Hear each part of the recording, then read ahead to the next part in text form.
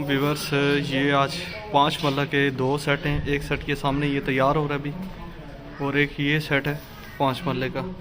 इसका यहाँ पे बोरिंग वगैरह सारा हुआ है इस गली में। तो ये इसकी अपनी एक अलग गली है, और ये जैसे हम अंदर इंटर होते हैं तो ये इसका कारपोच,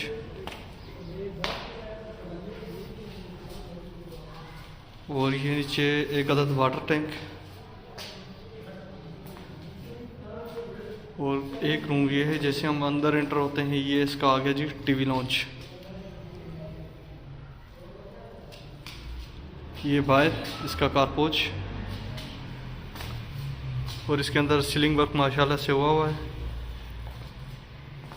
और यहाँ पे कबर्ड अलमारी में आम वगैरह हर एक चीज़ इसके अंदर लगी हुई है।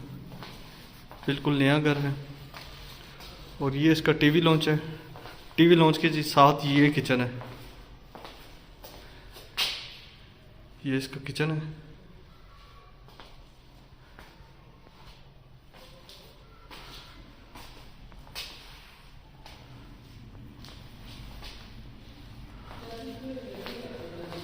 और उसके साथ एक अदद ये रूम है।